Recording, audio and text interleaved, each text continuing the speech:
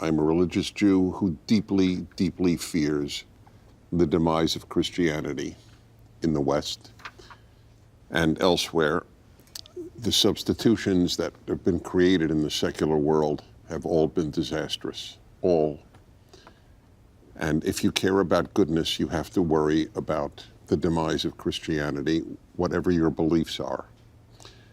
Second, I would want Christians to understand, and if there's dissent here, please vocalize it in your final statement. I think the truest statement of Christianity is Judeo-Christianity. If the Judeo is left out, you don't have a Christianity that is authentic. And I need to say, again, we need each other badly. Christianity rests on Judaism. The Jewish God, the Jewish Torah, the Jewish value system is known to the world thanks to Christians. Those are two facts, not beliefs. And they're essential to a better world, which is everything. Well, I just love that final verse of John, you know, this sense that it would be impossible to contain Jesus in all the books in the world. And I feel this week we've covered so much and yet so little. We've scratched the surface of all the different facets of the diamond that is the Gospels. It's been wonderful for me just to read them through again, really for the first time in a long time, just getting a sense of their narrative power and the depth of the symbolism and the sense of how all these different strands come rushing together from the seedbed of the Hebrew Scriptures. And it's been so special doing it after Exodus and seeing the ways in which all of those threads have been woven together into the tapestry of the Gospels. And I'm just struck again at how what we see in the figure of Jesus and what he models is something like the invention of the human. It's well known that early Christianity wrestles, when it's wrestling with the question of who was Jesus or who is Jesus, because they said they were convinced that it's an is, not a was. They would ask, well, is he God or is he human? And the conclusion they come to is that he was the God-man, and he is the model, the example of what we ought to become and what we can become. We can participate in the divine life through what he has achieved. And as the early church came to reflect more and more about what it was, what it means to say that Jesus is a human being, it started to think about what it was to be a human being and what it was for human beings to be invested with a sacred and infinite dignity. And that's a conception of the human that has until recently been uncontroversial, but that's changing.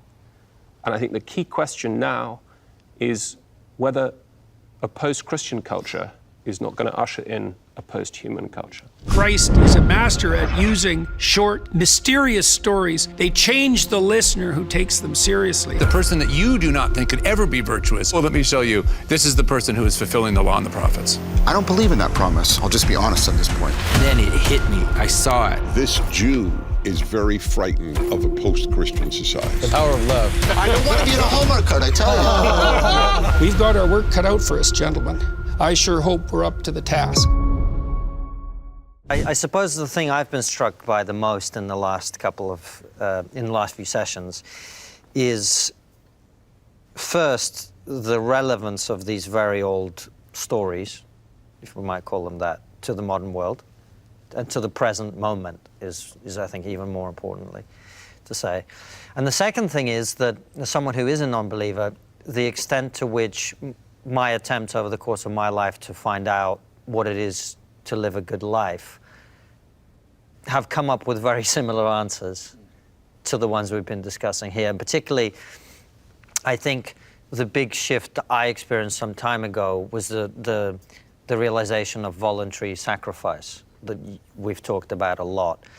and the meaning that comes from that. So I've been very struck by, this will be unsurprising to most of you, I imagine, but to me it's been, I would almost say a revelation, how many answers are contained in these very old stories. Well, as Dennis pointed out, this is the best we have. The alternatives we've generated have been, at their worst, hellishly catastrophic, and at their best, unconscionably weak in the face of that catastrophe. It isn't clear to me how what the Bible portrays is true. But it isn't clear to me that I have the capacity to fully understand what it means for something to be true.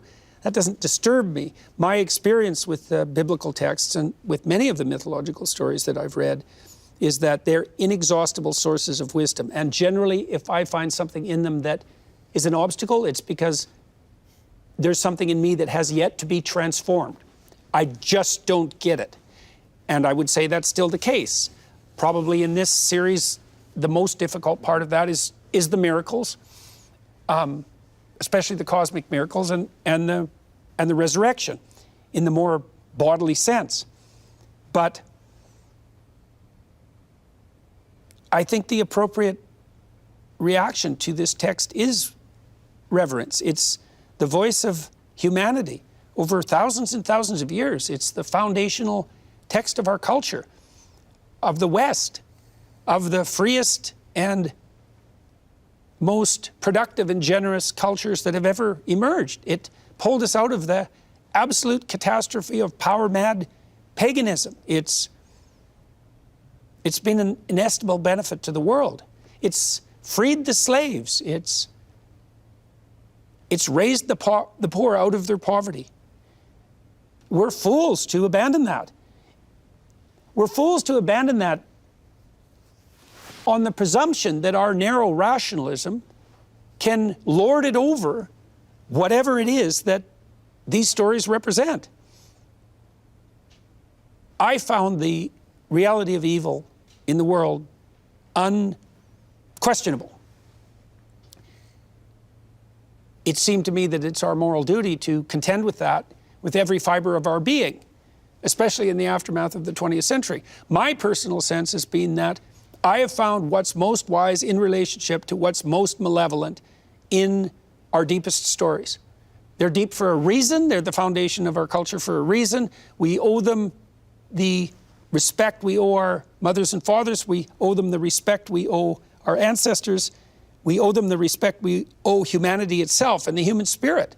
And my sense is, as we all experienced around this table, that if you approach these texts and man and God themselves in a spirit of humility and reverence, then you discover